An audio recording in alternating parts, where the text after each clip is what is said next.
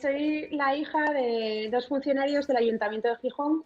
Mi madre era policía local en el ayuntamiento y mi padre administrativo.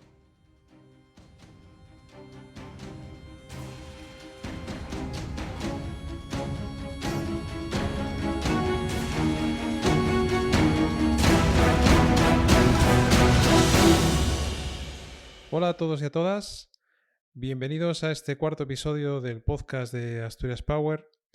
Buenos días, buenas tardes o buenas noches en función del momento del día en el que escuches este programa. Yo soy Luis Hernández de Valencia, iniciador e impulsor de Asturias Power. Seguimos una semana más confinados en casa.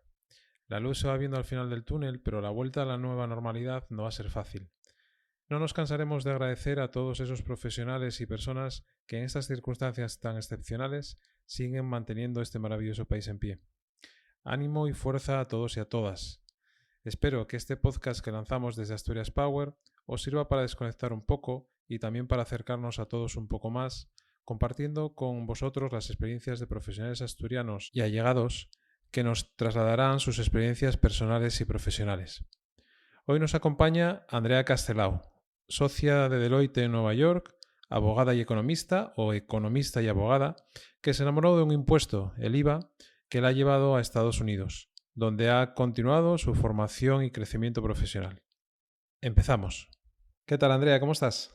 Muy bien, buenas tardes en España, buenos días aquí en Nueva York. ¿Cómo está la situación por Nueva York? Pues está complicadilla. Unos con más suerte que otros. Hay muchísimos casos, las calles están bastante vacías, entonces, bueno, pues lo que solía ser una ciudad llena de gente, un barrio lleno de gente, ahora bajas al perro y hay, bueno, pues mucha menos gente, por no decir muy poca, y la poca que hay, pues son más bien transeúntes o da un poco de miedo, la verdad, cuando bajas a la calle. Pero, pero bueno, poco a poco todo el mundo está respetando las medidas, todo el mundo va con mascarilla. Las limitaciones no son tan grandes como en España, porque aquí sí se puede bajar a la calle o hacer deporte, siempre y cuando mantengas la distancia de seguridad y lleves la mascarilla, etcétera. Pero bueno, con todo y eso, la mayor parte de la gente está en casa. ¿Hasta qué día tenéis todavía que estar confinados en casa? Pues por ahora hasta el 15 de mayo, pero he visto ya cómo el gobernador y un poco pues lo que ha comentado en la última rueda de prensa es que lo que hacemos hoy tiene un resultado claro en lo que pasa en 15 días y por lo tanto hasta que no haya una cura o una vacuna, pues lo que hay que hacer es, lo llamó reimagine, que es reimaginar, ¿no? Entonces, Ujú. quiere decir que aunque queramos abrir la economía, lo que tenemos que tomar es esta crisis como una oportunidad para, pues gente pues como yo, que va a la oficina 4 o 5 días a la semana, pues nos hayamos dado cuenta que podemos estar trabajando desde casa, siendo productivos los 4 o 5 días a la semana y por lo tanto no hace falta, ¿sabes?, correr el riesgo de ir en transporte público a reunirse con tus colegas porque realmente lo puedes hacer por Zoom o por Skype o por otros medios telemáticos. El tema del teletrabajo también tiene un poco de trampa, ¿no? Porque al final parece que antes trabajabas de lunes a viernes y ahora trabajas sábados y domingos también. Yo creo que en la crisis puedes estar en dos lados, ¿no? Hay un núcleo de personas que desafortunadamente pues no pueden trabajar a distancia y luego hay un grupo de personas que pueden trabajar a distancia. Si estás en el segundo grupo, obviamente la nueva situación requiere muchísimo más esfuerzo. Pues imagínate, un ejemplo muy claro. Si yo esta semana tenía que estar en 5 reuniones con clientes, yendo sobre sus temas de asesoramiento fiscal, pues ahora tengo que ver una forma de todo lo que iba a explicar en persona, hacerlo a través de una presentación, hacerlo a través de una videoconferencia e intentar de alguna forma trasladar los mismos mensajes con el mismo entusiasmo y la misma energía, pues que lo hubiese hecho en un traje, en una oficina, con una pantalla y con un equipo presente, ¿no? Entonces, al final eso requiere mucho más trabajo, ese ajuste, que el que tenías antes. Entonces, un poco, si te toca estar en ese lado, tienes más trabajo; si te toca estar en el lado de, pues, recursos humanos, talento, etcétera, pues obviamente hay un montón más de actividades en las que te tienes que hacer cargo con la crisis, ¿no? Entonces, un poco sí que es verdad que el teletrabajo, en vez de hacernos más productivos en el sentido de tener más tiempo libre, lo que un poco nos está pasando, por lo menos ahora en el ajuste, es que estamos teniendo más trabajo o más horas y menos desconexión, ¿no?, con la empresa, porque todo el mundo sabe que estás en casa, entonces un poco pues la hora cuenta menos, ¿no? O el día de la semana. Sí, claro, yo creo que eso también va un poco en el propio aprendizaje de esta situación que muchas empresas estaban ya en ello, estaban ya en esa fase, pero lógicamente cuando movéis, en tu caso, que tienes a equipos de trabajo grandes alrededor, pues lógicamente eso también, realizar esos ajustes, pues no es fácil, ¿no? A veces. Entonces, bueno, periodo de adaptación para todos. Sí, en nuestro caso, la verdad es que yo trabajo en Deloitte, como sabes. Estábamos ya muy preparados para trabajar en remoto, porque por la propia naturaleza de nuestra profesión trabajamos desde las oficinas de los clientes, viajamos muchísimo. Entonces, digamos que de un día para otro fue muy sencillo poner a todo el mundo o mandar una orden que todo el mundo trabajase desde casa, porque todo el mundo tenía su portátil, sus auriculares, su conexión a internet, su teléfono, etcétera. Pero sí que es verdad que incluso con eso, en empresas como la mía, que estamos ya muy acostumbrados a trabajar en remoto, sí que nos encontramos con ciertas dificultades al principio de la crisis, que yo creo que es interesante. Una es, por ejemplo, yo trabajo en temas de fiscalidad, ¿no? Entonces, hay determinadas declaraciones fiscales que tienen que enviarse por correo. Entonces, lo que sí nos encontramos fue dificultades en el sentido de, bueno, pues no teníamos impresoras en casa, o no había una forma de ir a un servicio de correos para poder, en este caso, solicitar extensiones para declaraciones que se debían el 15 de abril. Entonces, tuvimos un poco que manejar toda la logística Ujú. alrededor de, pues, enviar a los empleados pantallas extras para que tuviesen la pantalla del portátil y una pantalla más para poder estar haciendo declaraciones y viendo información en mejor calidad o más grande. Em, Intentar hacer acuerdos con empresas de material de oficina para conseguir, pues eso, que se pudiese imprimir, que se Ujú. pudiese, que los servicios de correos de la oficina, ajustarlos para que pudiesen recoger paquetería desde las casas de los empleados, para que no tuviesen que ir ellos a correos para hacer esas extensiones. Luego, obviamente, toda la información es muy sensible. Luego, tienes que tener, no te vale cualquier pantalla o no te vale cualquier servicio de correos, tienes que asegurarte de que toda la información se va a mantener confidencial. Entonces, eso fue un poco de ajuste al principio. Otro muy importante es tenemos un equipo muy grande en India. En nuestro plan B, si la gente en Estados Unidos se empezaba a caer enferma en porcentajes altos, porque llegamos a escuchar un 20-25%, pues estuviese ya trabajando desde casa en caso de que el COVID pues aterrizase en India. Entonces, con una semana de antelación a las medidas de India, teníamos a todos nuestros equipos ya trabajando desde casa en India, con lo que ello supuso. Imagínate, pues por ejemplo, les dejamos llevarse las pantallas que tenían en la oficina, las sillas, las mesas, para que ellos pudiesen trabajar desde casa y tener ese backup, ¿no? Ujú. En caso de que fuese todo mal. Bueno, como nos dice Andrea, está en Nueva York, trabaja en Deloitte, pero para llegar ahí, Andrea ha tenido un recorrido, bueno, pues no sé si muy corto o muy largo. Me imagino que nos quedaremos en el punto intermedio con ella. Ahora nos contará. Andrea la conocí no hace mucho, yo creo que fue en el año 2018 y fue una de las participantes en el primer encuentro que hicimos de Asturias Power en diciembre de ese mismo año, el 2018, en la Laboral en Gijón. Y desde el primer momento siempre se ha prestado y ha aportado su conocimiento y su energía que se transmite en la voz que tiene también, pues en este proyecto que estamos intentando pues construir entre todos, ¿no? Andrea, siempre hago una pregunta a los profesionales que participan de este podcast, que es ¿qué les transmite Asturias y dónde creen que esta comunidad en la que unos vivimos y otros dejasteis, podríamos aportar valor o posicionarnos en un mercado global como el que operamos?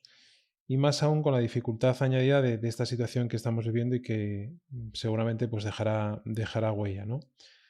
¿Qué opinas al respecto, Andrea? Por tu experiencia, no vienes todo lo que quisieras ahí, te gustaría solamente a Gijón, que es tu tierrina particular, pero ¿qué visión tienes de Asturias y dónde crees que podríamos incidir para provocar esa mejora?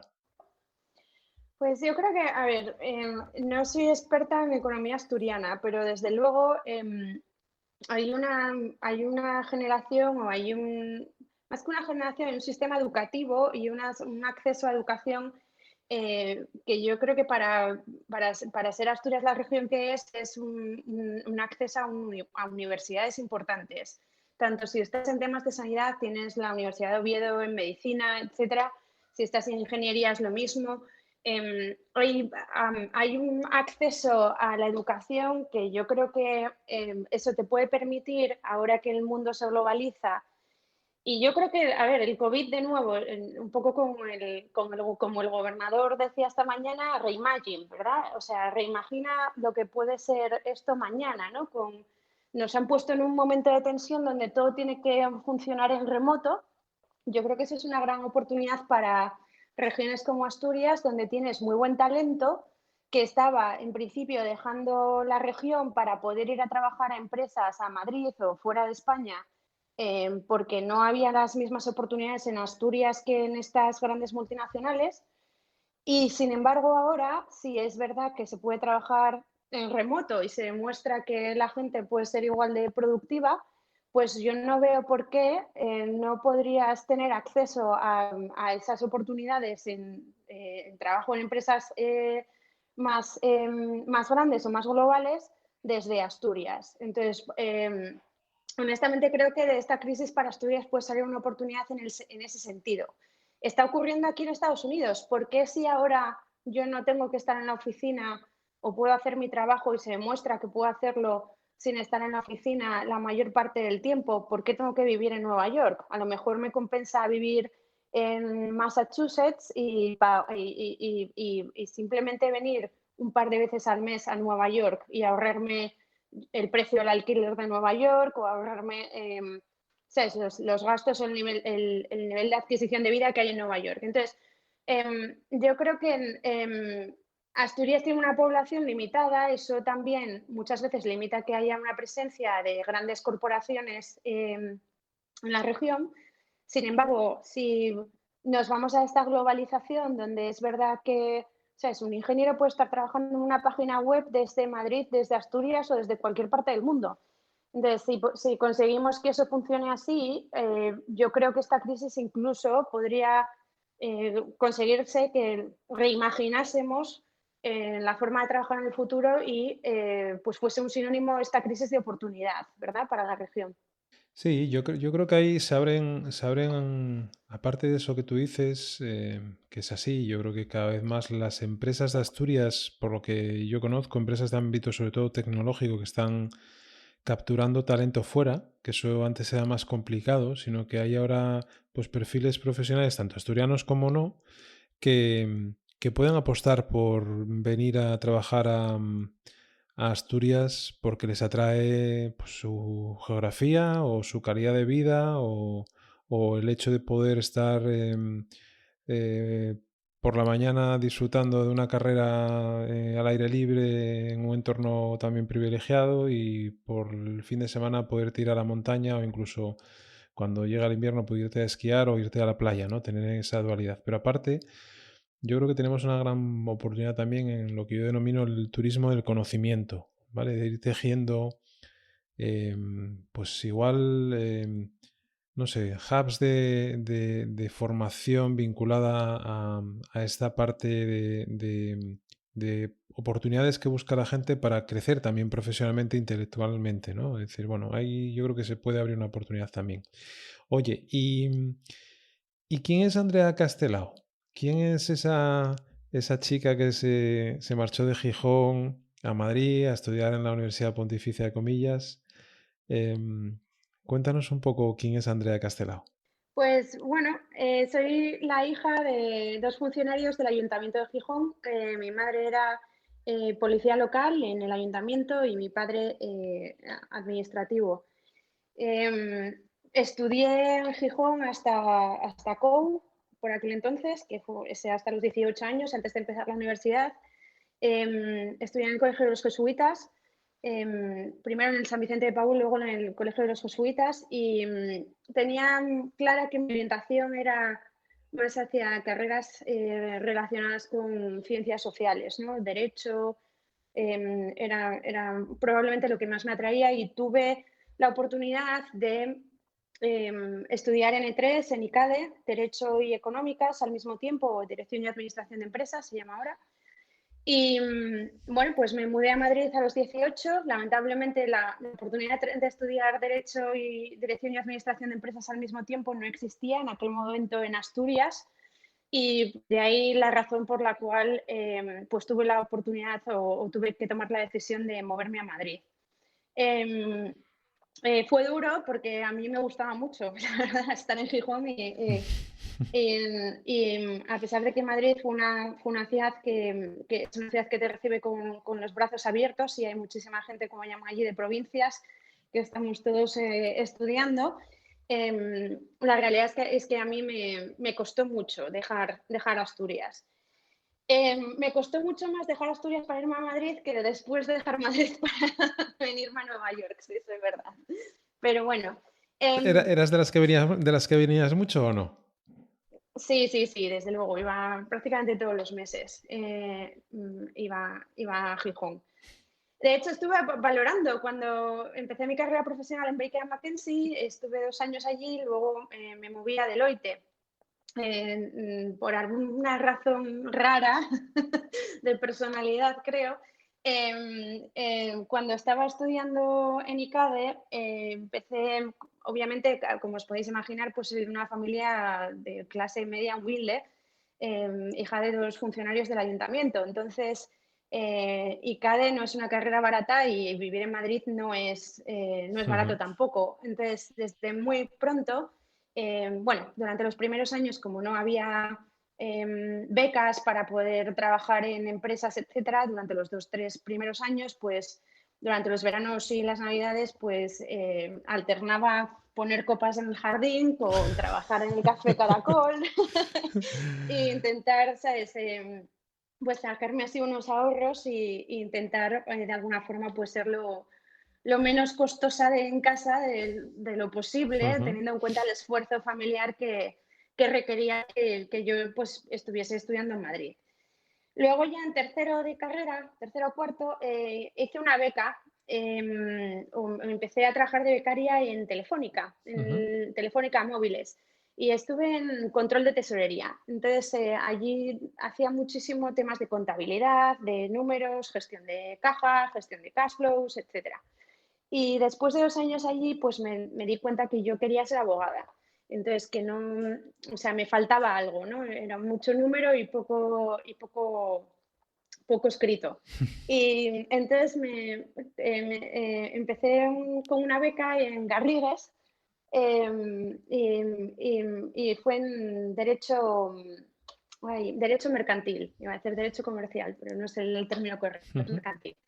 Entonces, me pasó justo lo contrario, que me gustaba el derecho mercantil, pero al mismo tiempo pues echaba mucho de menos los números y la contabilidad, etcétera. Entonces decidí que probablemente la fiscalidad era el sitio donde yo quería hacer mi carrera profesional, porque tenía un poco de todo, ¿no? En plan, pues cuando eres fiscalista eres abogado, porque puedes estar haciendo un recurso al Tribunal Supremo, y al mismo tiempo pues también ves muchísimos números, contabilidad, entiendes muy bien todas las operaciones de las empresas, todos sus costes, su estructura de ujú. costes, etcétera, para poder determinar los impuestos que pagan. Entonces, Me volví una fiscalista muy convencida. Eso es guerra, pasión e intrigas. Exacto. Me parecía muy, muy interesante, es un área de derecho muy, muy, muy compleja. La regulación de la fiscalidad es de verdad es de lo más complejo que existe y me pareció un reto con el que me veía bien y me Ujú. veía a gusto. Y por eso me dediqué a la fiscalidad. Em, y nada, empecé mi carrera en Baker McKenzie Y como fiscalista. ese paso, Andrea, de hacer la beca o las prácticas en Garrigues y entrar en Baker fue digamos, un proceso natural, viste una oferta, te lo encontraste, te vinieron a buscar. ¿Cómo fue ese primer salto al ámbito profesional?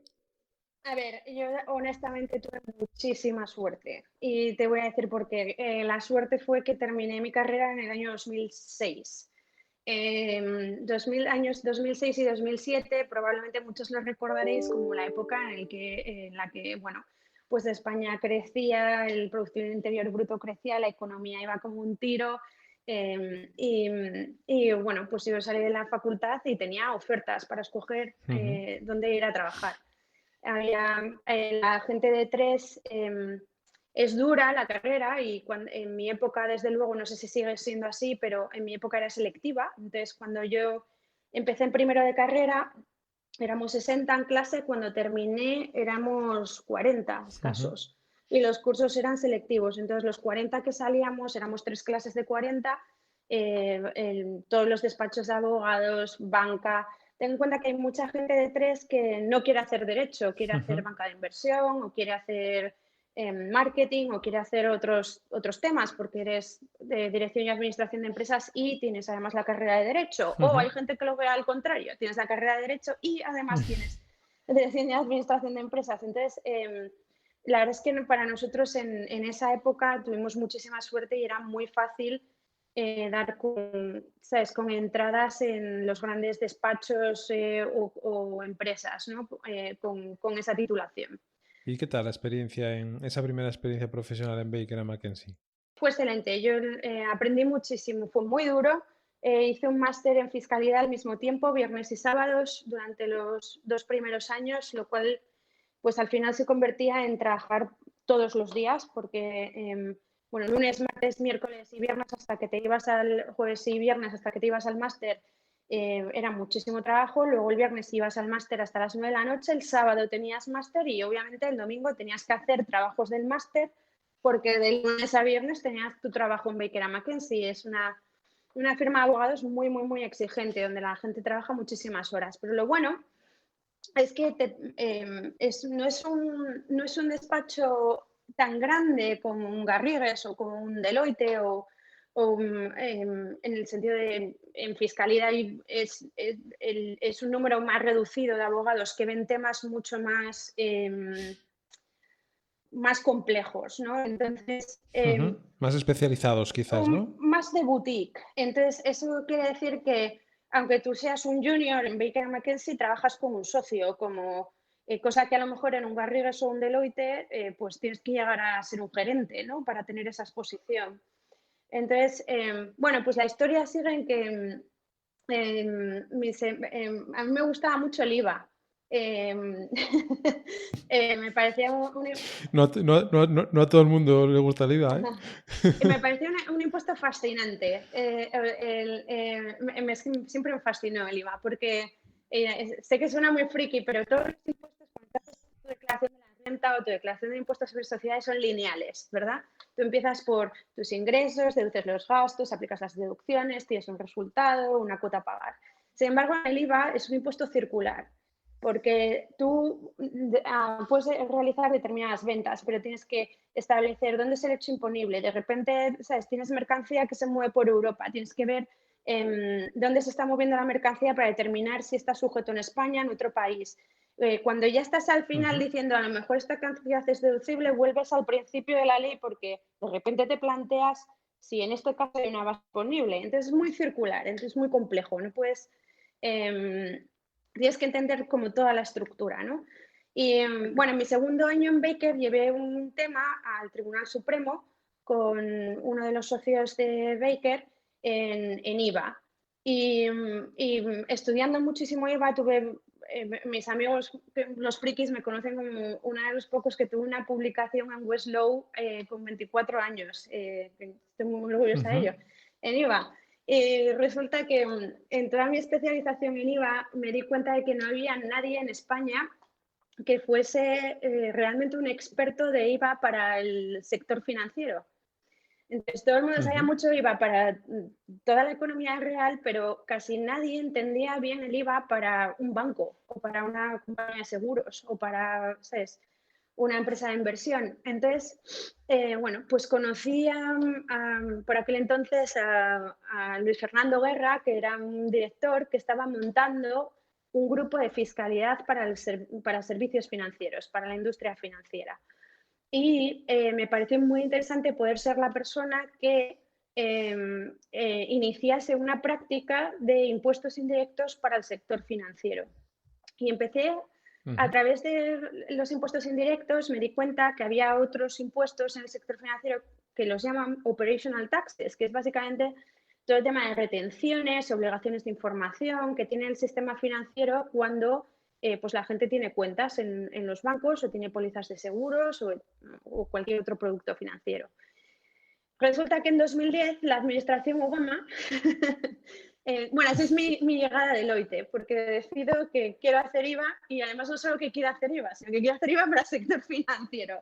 Y obviamente en Baker pues no hay un volumen, como te decía, es un gran despacho de abogados donde puedes llevar un tema súper complejo, pero no es un despacho de abogados de volumen, ¿vale? No puedes poner a 50 personas a trabajar en calcular una provisión fiscal para un banco, porque no es un modelo de negocio. Entonces, en ese movimiento a Deloitte, para hacer impuestos indirectos para el sector financiero, fundamentalmente IVA. Hablamos todavía en España, que estás todavía en España. Sí. Eso es. En 2010 se aprueba la administración Obama aprobó una regulación que se llama FATCA. Y es una regulación, es muy sencillo. Lo que busca es que toda la industria financiera, todas las entidades financieras del mundo faciliten información al IRS cuando un estadounidense tiene una cuenta fuera de Estados Unidos.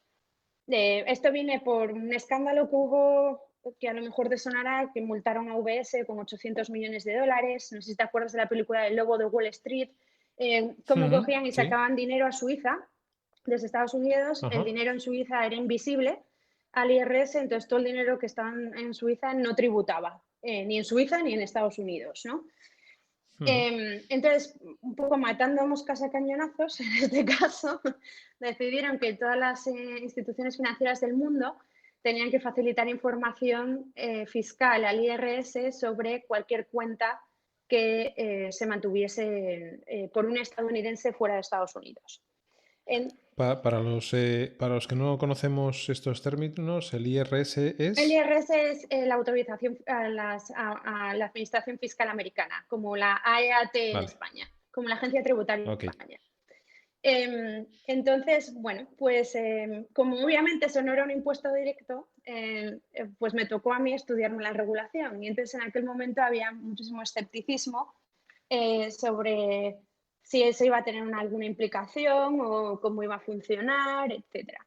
Bueno, pues seguro que cualquiera de vosotros ha ido hoy o ayer o la semana pasada o el año pasado a abrirse una cuenta a un banco y seguro que ha tenido que rellenar un cuestionario donde dice dónde es residente fiscal, que no es residente fiscal en Estados Unidos, que no tiene una green card, etcétera. Y eso es precisamente por esta regulación, porque se volvió en una regulación global.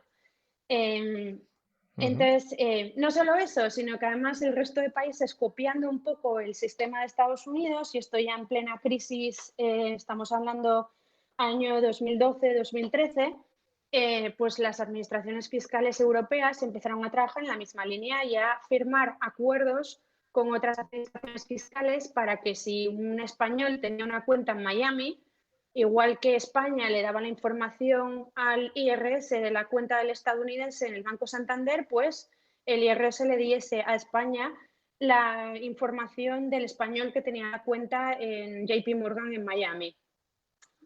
De forma que al haber más transparencia fiscal se hiciese mucho más difícil defraudar impuestos en tu país de residencia. Esto se convirtió en una regulación que aplica ahora mismo a más de 110 países en el mundo.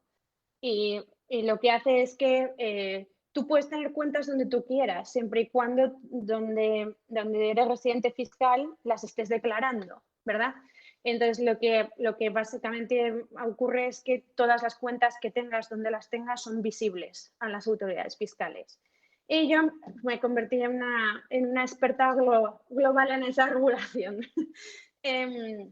Lo cual obviamente pues vino por ahí que en Deloitte en Estados Unidos pues les sorprendió que hubiese alguien que hablase español, que se supiese muy bien la regulación al principio de los tiempos y entendiese muy bien todos los impactos que tenía pues en todas las operaciones de los bancos, en todo el tema. Y entonces me pidieron que me uniese a su equipo en Estados Unidos. Y nada, pues aquí me vine en 2013. ¿Y cómo es esa experiencia de dejar la City española, Madrid, con bueno, un crecimiento que habías tenido a través de esa especialización y que la propia, digamos, matriz o marca te reclute para Estados Unidos? ¿Cómo es esa llegada a ese país y tu experiencia actual, que además ahora nos contarás a dónde has llegado dentro de la firma? Pues ese 2013 hay distintos ámbitos, ¿no? Cuando tomas una decisión tan difícil, pues hay, hay muchas cosas que pasan al mismo tiempo, ¿no? Hay por una parte la gente que te dice, bueno, esto es una regulación que se va a implementar y se va a acabar. ¿Qué vas a hacer en Estados Unidos dentro de 3 años? Estás dejando tu carrera como fiscalista en España, donde estás reconocida en el mercado como uno de los mayores expertos en fiscalidad indirecta para el sector financiero. Ahora te vas a ir un poco esa decisión de para qué irte a ser la cola de león cuando puedes ser la cabeza de ratón, ¿no? Ujú. Entonces, esa es una de las cosas que Eso pasan. sería también para los conformistas, para los que aspiran a más, quizás eso no sirva tanto, ¿no? Yo es que siempre tuve, fíjate, eso siempre fue en mi casa, desde luego, lo de cabeza de ratón o cola de león, siempre, tanto mi marido y yo siempre aplicamos la máxima, siempre, siempre, siempre cola de león, porque cuando te quedas en cabeza de ratón no hay cabeza a la que llegar. Entonces, si empiezas en cola de león, puedes llegar a la cabeza del león, pero como te quedes en cabeza de ratón, no vas a llegar a ninguna parte más. Entonces, siempre hemos tenido muy claro siempre cola de león antes que cabeza de ratón. Pero es una forma, es una perspectiva de vida. Pero por una parte en esa decisión eso fue vencer, es ver a gente muy potente en fiscalidad aconsejarte no irte a Estados Unidos porque estás tirando tu carrera por la borda. Al mismo tiempo, otra vez tuve suerte, no tenía hijos, no tenía grandes obligaciones, con lo cual podía asumir un riesgo, ¿sabes? De decir, bueno, pues voy un año y veo cómo me sale y a las malas pues vuelvo y ya haré otra cosa. La segunda que pasa cuando tomas esa decisión, más siendo una mujer, es que todo el mundo está muy acostumbrado a que su marido se vaya a Estados Unidos y su mujer deje su trabajo y se vaya a Estados Unidos. Pero al contrario, es mucho más difícil. Entonces, yo recuerdo a mi madre indignada llamándome por teléfono a Madrid porque la verdad es que la gran suerte que he tenido en mi vida son los padres que he tenido que siempre me han apoyado en todas las decisiones que he tomado. Y en este caso, yo cuando vine la primera vez a Nueva York y me ofrecieron venirme aquí, me acuerdo perfectamente, ya a mis padres les dije, mira, yo esto no voy a poder decir que no, porque es que solo las oportunidades que estoy viendo aquí es algo que no, me voy a arrepentir toda mi vida si por lo menos no lo intento, ¿verdad? Entonces, tomé esa decisión, pero sí que es verdad que me acuerdo de mi madre llamándome indignada. bueno, no sabes lo que me dijo fulanito, me dijo que estabas abandonando a tu marido. Sí, sí. Se ponen las cosas muy, muy... yo todavía hay días que incluso aquí en Estados Unidos, que hay mucho menos machismo que en España, también muchas veces me preguntan, ¿pero tú qué te viniste a Estados Unidos porque vino tu marido? Y no, es por lo contrario. De hecho, vino él porque yo me vine. Así que sí, un poco al revés, pero eso fue complicado. Ujú, claro. El momento emocional de tomar una decisión en contra de mucha gente aconsejándote lo contrario, la presión social por cómo vas a dejar si tienes un piso precioso en Madrid, tienes una vida preciosa en Madrid, tienes un marido estupendo en Madrid, ¿cómo vas ahora a coger e irte tú sola a Estados Unidos? Ver cómo evoluciona esto y si tu marido no consigue un trabajo, ¿cómo lo vas a hacer? ¿Sabes? Esa presión social también fue complicada y una vez tomada la decisión, la verdad es que fue más fácil de lo que parecía en un principio porque, hombre, a ver, yo tampoco, yo sabía que mi marido se dedicaba a recursos humanos, luego era un tema muy global. Había estado trabajando por una empresa americana un número de años. Entonces, es verdad que a él le iba muy bien su carrera profesional en España, pero sí es verdad también que él podía tener muchísimas más oportunidades aquí que las que tenía en España. Entonces, Ujú. era una cuestión de apostar. Y bueno, pues tampoco, quiero decir, hay un COVID-19 y tenemos trabajo y trabajamos desde casa, pues está en un lado en la balanza a veces en las que eres un afortunado y yo el riesgo que veía era, bueno, como mucho me la pego y tengo que volver con las orejas gachas y pedir trabajo en algún despacho. Y bueno, digo yo que la experiencia esta de haber estado un año aquí, pues me servirá para algo, ¿no? Entonces, Claro, además, yo creo que también, siempre lo digo ahora mucho, que al final el futuro es de los que se atreven, ¿no? De los que lo intentan, porque si no lo intentas, pues nunca sabrás lo que podría haber pasado. Pero en este caso, pues te atreviste, lo intentaste, arrastraste a tu marido contigo y ahora estáis los dos desarrollando una gran carrera profesional también en Estados Unidos, con lo cual, bueno, pues al final las cosas han ido bien, ¿no? O sea, no hay queja. sí, y estoy de acuerdo en atreverse, pero hay también con prudencia. ¿Sabes qué quiero decir? Si Ujú, yo no recomendaría a nadie coger y decir, me he cansado de España, me cojo la maleta y me planto en Estados Unidos. No hagas eso. O sea, no funciona así. Atreverse es tener quiero decir, la posición en la que yo estaba tomando esa decisión era una posición muy concreta, donde los riesgos estaban medidos. ¿Había un riesgo? Sí, pero obviamente no gana el que no arriesga. Pero los riesgos estaban muy medidos. Yo venía con una empresa donde ya había trabajado, venía con un seguro médico, venía con un visado que a mi marido le permitía trabajar. Quiero decir, esa combinación de factores, si no la tienes, entonces la decisión entre ser atrevido y ser negligente, ¿sabes? Ahí hay una línea que delinea decisiones que puedes tomar siendo atrevido y decisiones que puedes tomar siendo negligente. Entonces, de nuevo, yo tenía un contrato de trabajo con un visado, con un seguro médico, con un visado que le daba a mi marido la oportunidad o la autorización para trabajar en Estados Unidos, lo cual le hacía competir en igualdad de posibilidades con un estadounidense. No es lo mismo el riesgo que coger y decir, no, me hago la maleta mañana y me planto en Nueva York.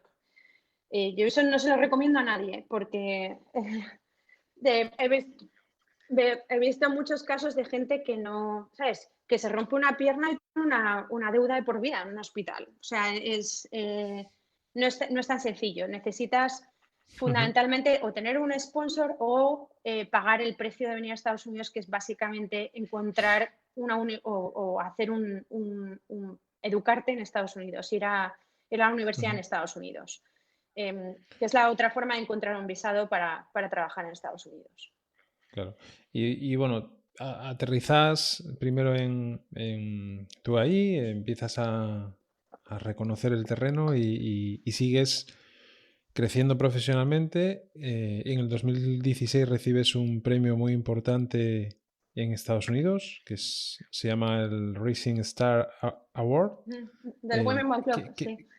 Eh, ¿Qué es ese premio que te dan? eh, bueno, el premio es para mujeres promesa en Wall Street y todas las firmas, grandes firmas corporativas de Wall Street, que incluye pues toda la banca, todas las empresas de gestión de activos, compañías de seguros y luego pues auditoras y empresas tecnológicas que prestan servicios en el sector financiero.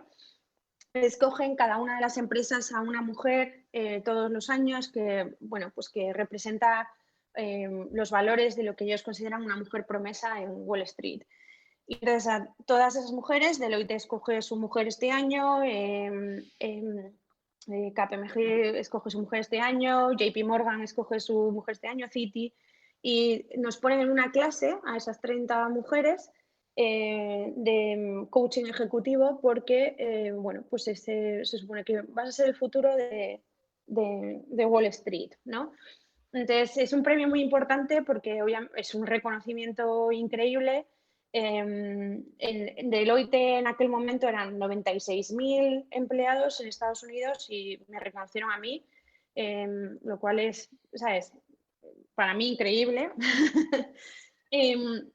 Y nada, y desde el Women Bone Club, pues se hace todo tipo, una vez perteneces al club, aparte de ese coaching ejecutivo que es para mujeres que tienen 10 años de carrera profesional, darles coaching para que lleguen al siguiente paso y un poco conseguir que pues las mujeres en servicios financieros, que es un colectivo que es mínimo, es una empresa muy dominada por hombres, pues tengan más oportunidades, es un club, luego también es un tema de networking.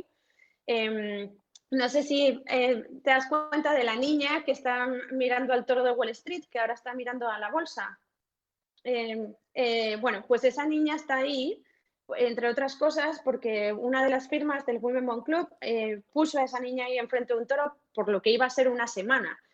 Y luego, pues todas las mujeres del Women Bond Club firmamos, donamos y enviamos cartas para que se mantuviese permanentemente y Claro. se moviese de enfrente del toro a enfrente de la bolsa para que, bueno, pues que el trading floor, pues que sepa que hay una niña ahí delante en Power Pose mirando y que está pensando que ella va a estar en la bolsa un día también tomando decisiones, ¿no?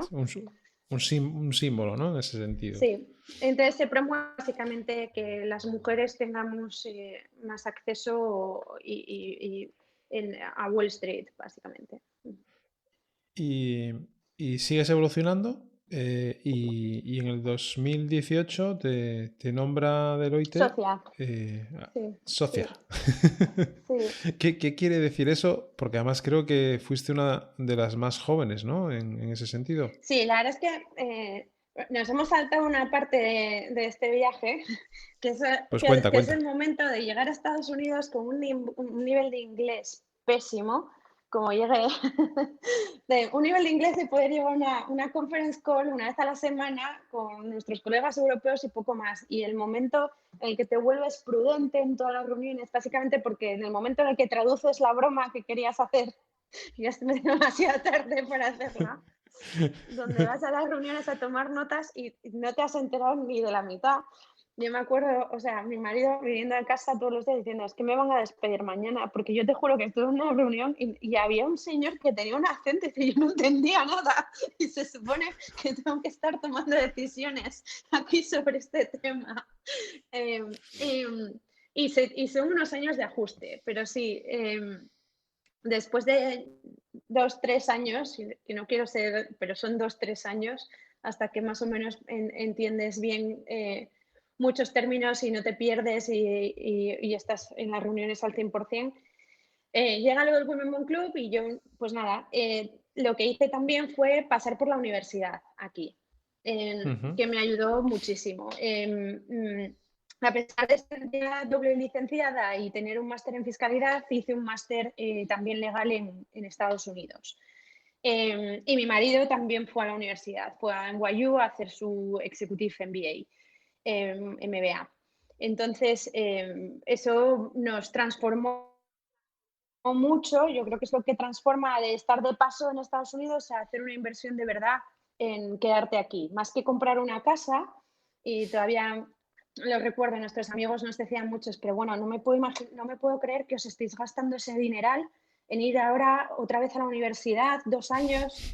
eh, no estoy, o sea, es público. El máster de mi marido costó $180.000, que nosotros somos los dos de familia humilde. Luego eso es básicamente nuestros ahorros y deuda deuda de estudiante que adquirimos para poder ir a la universidad aquí.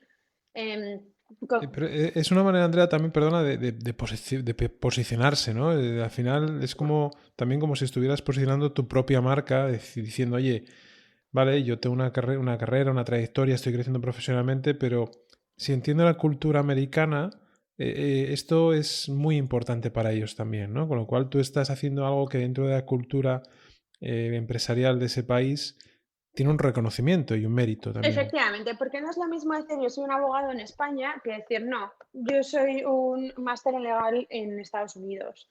No es lo mismo. ¿Por qué? Pues porque yo en el fondo a quien asesoro es a clientes en Estados Unidos. Entonces, mi educación, por así decirlo, fuera de Estados Unidos no cuenta como la educación que tengo en Estados Unidos. Entonces, queríamos hacer esa inversión porque para nosotros esta era la carrera en la que queríamos estar y este era el mercado de trabajo y el mercado en el que queríamos participar, y nos pareció fundamental hacer esa inversión de 2 años, que es mucho tiempo para estar todos los fines de semana yendo a clase de nuevo, que yo ya lo había hecho una vez cuando estaba en Baker. Y luego una inversión en dinero también muy grande, que, por cierto, lo traía a colación porque como todo, hubo mucha gente que cuestionó, ¿no?, que nos gastásemos todos nuestros ahorros y nos endeudásemos para poder estudiar aquí. Yo siempre, es una cosa que siempre tuve muy clara.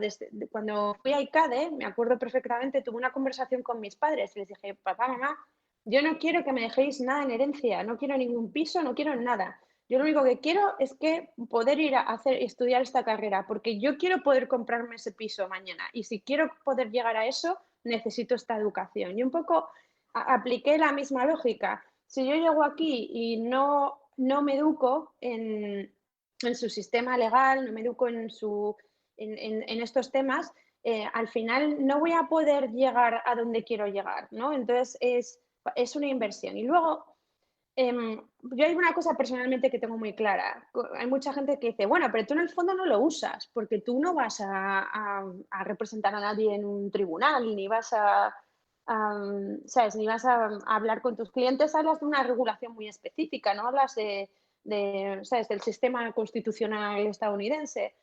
Es cierto, pero ¿sabes qué pasa? Que es que todo lo que tú haces, todo lo que tú inviertes en tu educación, es algo que nadie te puede quitar. O sea, a mí mañana me pueden quitar un brazo, me pueden quitar mi piso, me pueden quitar mi coche, me pueden quitar mi trabajo, me pueden quitar lo que quieran, pero nadie me va a quitar mis conocimientos, mi educación, ¿sabes?, lo que he estudiado y lo que he aprendido en el transcurso de esos programas.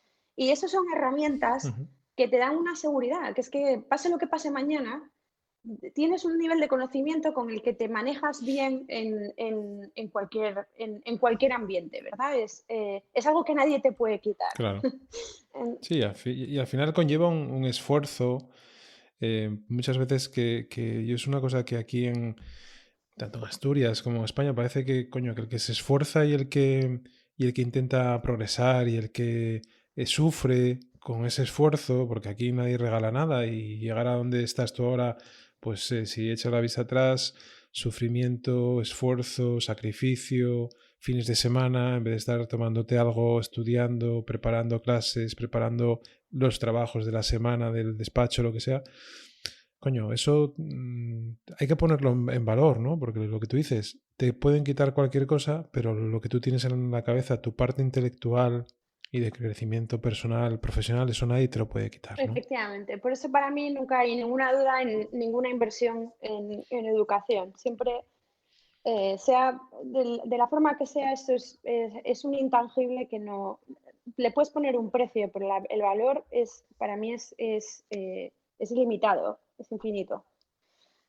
Y desde esa posición de socia, ¿cómo se ve esa empresa a la que llegaste o que empezaste en Madrid y que te hizo progresar? ¿Cómo se ve ahora esa situación desde un puesto profesional de responsabilidad y de toma de decisiones, lógicamente, y de exigencia, ¿no? Pues me preguntabas en qué consiste, ¿no? Ser socio. Bueno, ser socio en un partnership, como es el caso de Deloitte en Estados Unidos o como es el caso de cualquier firma de abogados o de auditoría, lo que significa es que tú dejas de ser un empleado de la firma y pasas a ser un dueño de la firma. Se te asignan una serie de unidades, porque no hay acciones, porque no es una corporación, no es una sociedad.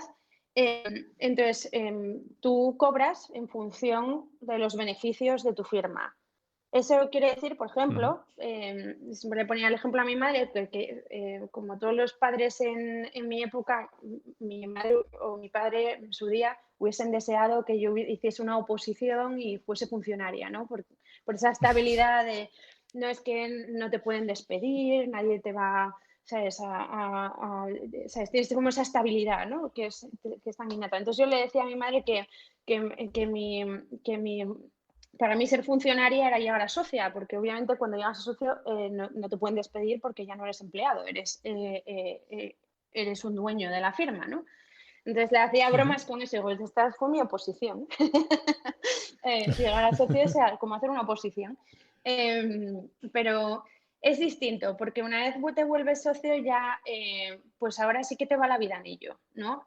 Cuando estás ahora en un COVID-19 y empiezas a proyectar resultados y tienes, sabes, gente trabajando, pero también no estás gestionando nuevos proyectos o no están entrando, la economía se para, luego tus clientes pueden en algún momento determinado también parar de contratar consultoría o parar de contratar fiscalistas o no van a tener las partidas presupuestarias para eso como socio, pues tienes que coger y decir, bueno, y entonces ahora, ¿qué hago con toda mi fuerza de trabajo, con todos mis equipos, ¿no? En plan, eh, eh, pues primero me tendré que bajar el sueldo yo para no tener que despedir a nadie o poner a nadie en el banquillo o poner a nadie ¿sabes? En una reducción de jornada. Son decisiones que tienes que tomar porque ya, como te digo, ya ahora sí que te va la vida en ello, en el sentido de que lo bien que le vaya a la firma es exactamente proporcional a lo bien que te va a ti. Entonces, ¿Cuánta gente gestionas, Andrea, ahora mismo? 150 personas, 154. Ujú. Pero la firma aquí en Estados Unidos son más de 100.000 empleados ahora, pero en mis dominios somos 154. Pero de todos modos, lo que quería decir es cambia mucho tu perspectiva porque pasas de ejecutar un plan estratégico a ser parte del plan o ser el que un poco decide de alguna forma ese plan estratégico. Obviamente hay socios mucho más senior que yo, que toman muchas más decisiones más importantes que yo, pero se hace como socios, todos tenemos el mismo voto. Entonces, quiero decir, entre todos se toman las decisiones de una forma consensuada sobre, bueno, pues qué vamos a hacer, cómo vamos a plantear determinadas cosas, hay votaciones, o sea, ¿Por distintas áreas, Andrea, hay un conjunto de socios globales o después hay, digamos, socios por departamentos o por áreas de negocio? claro, hay socios de distintos departamentos, luego hay socios de distintas industrias, luego ¿sabes? Hay distintos socios en toda la estructura, ¿no? Hasta que llegas al Consejo de Administración de Deloitte. Pero quiero decir, cuando tú, por ejemplo, votas quién va a estar en el Consejo de Administración de Deloitte, cada socio es un voto.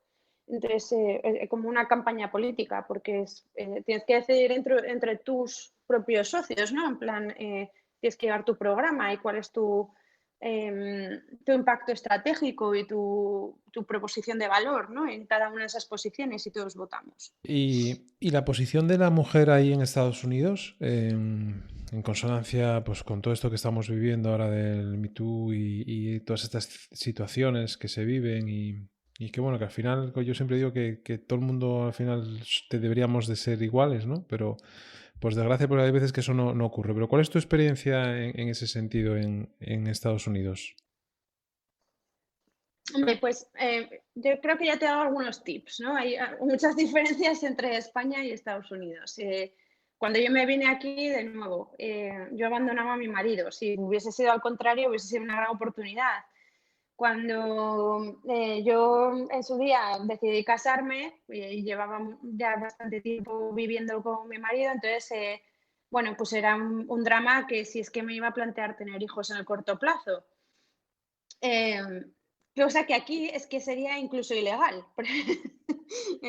Decir algo así a un empleado, ¿no? No, incluso, no era incluso Deloitte en España, era incluso mis clientes. No, pues me voy a casar en septiembre y entonces, ¿qué vas a hacer con este proyecto? ¿Pero vas a tener hijos el año que viene? ¿O cómo vas a hacer con esto? Entonces, el cambio es, ¿qué decir? La CEO en Deloitte hasta este año tenía 3 hijos y era CEO en la firma. No hay una...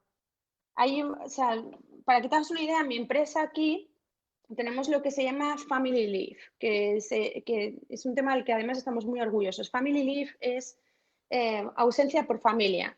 Y eso incluye madres, 4 meses, padres, 4 meses, hermanos o hermanas que tienen alguien con una enfermedad terminal, parejas de homosexuales que están adoptando, personas que tienen padres que son mayores y que tienen que cuidar de ellos.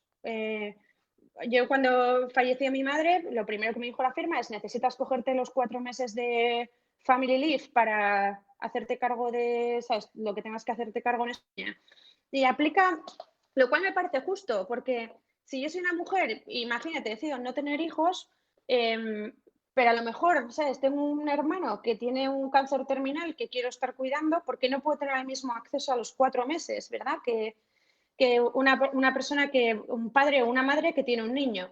Entonces se decidió hacer de esa forma porque como pues las circunstancias individuales de cada uno pues son distintas, no tiene por qué cualificar más una circunstancia que la otra, ¿no? Entonces, lo curioso es que en mi equipo ha habido 5 personas que han tenido hijos en el último año y te lo digo porque además soy la responsable de talento, o sea que además lo sé.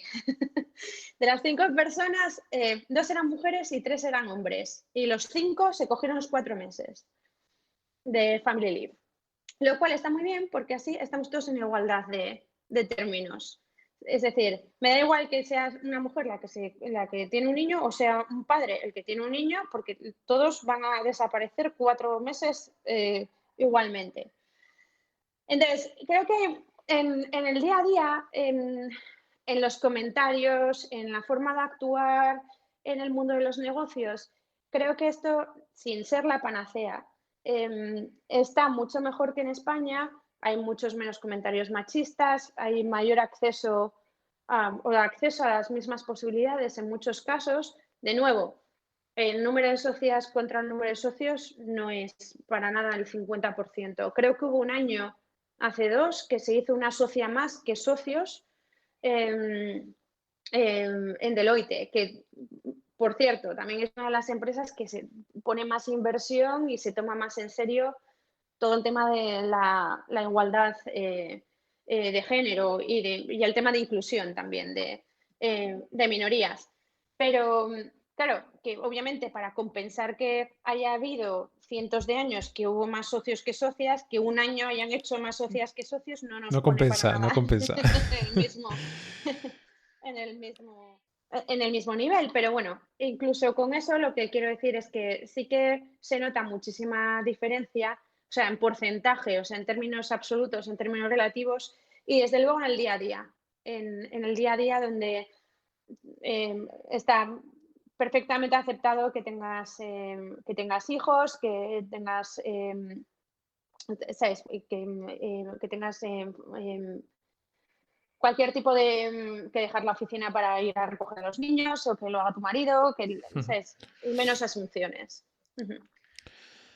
Bueno, Andrea, oye, La verdad que yo creo que podríamos estar hablando mucho, mucho tiempo porque con esa energía que siempre transmites y cómo te expresas y las ganas con las que lo haces, bueno, podríamos hablar mucho tiempo, pero yo simplemente quería darte las gracias por dedicarnos esta tarde-noche ya aquí que está cayendo en Gijón, desde donde estoy grabando el podcast, y esa media tarde o media mañana en Nueva York.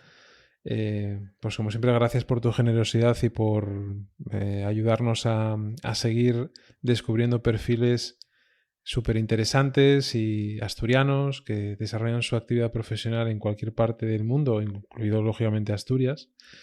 Así que nada, Andrea, muchísimas gracias por tu tiempo. Por supuesto, lo que haga falta, y a todos los asturianos y asturianas que están estudiando, por favor, que tengan muchísima esperanza porque hay un montón de oportunidades y que esta crisis, de nuevo, que de esta crisis sea un sinónimo de oportunidad y no otra cosa. Muy bien, Andrea, pues oye, muchas gracias y estamos en contacto. Un abrazo. Espero que os haya gustado este cuarto episodio de Asturias Power con Andrea Castelao, una economista que se atrevió con riesgo medido a irse a Nueva York y a seguir escalando profesionalmente en un sector muy complicado y competitivo, y que, como veis, transmite en la conversación toda esa energía y conocimiento que lleva dentro. Puedes seguir ya nuestro podcast de Asturias Power en las principales plataformas de podcasting como Apple Podcasts, Spotify, Google e iVoox, y ya sabéis que agradecemos las descargas, recomendaciones y comentarios para darnos visibilidad y que las distintas plataformas posicionen mejor este podcast. Y ya sabes, nos vemos en el camino.